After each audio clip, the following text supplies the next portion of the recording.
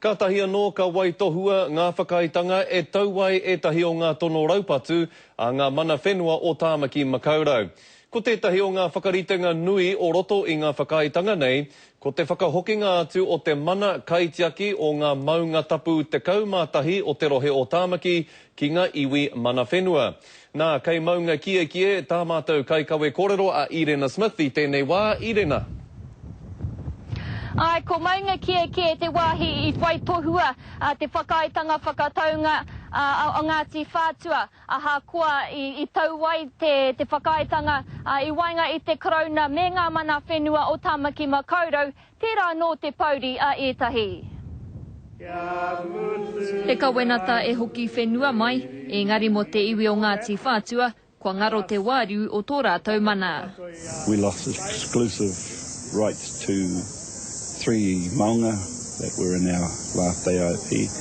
We lost exclusive right to the RFR, the right to first refusal, and that's put into a collective box. I raro i tēnei whakaitanga, ka whakahaere tahi ngā mana whenua o Tāmaki Makaurau me te kaunihera o Tāmaki Makaurau e ngā maunga te kaumātahi.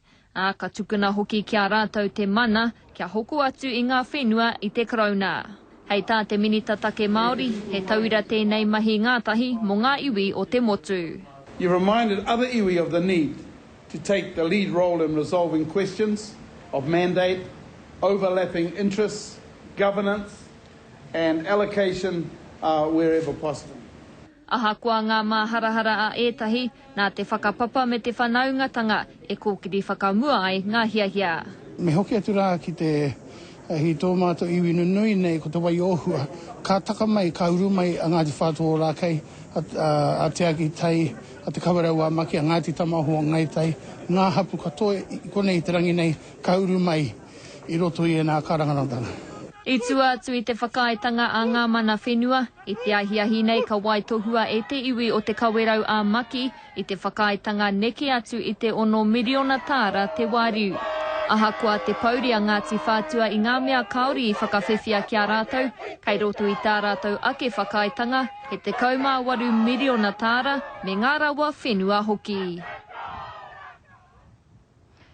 Tērā nō tētahi take kei te whakatau tonuhia ki te whakatipu rākau anō ki konei. He te koutou ki muri ka topua e Mike Smith te rākau paina hei tāna he tohu ke ki te kuini o Ingarangi.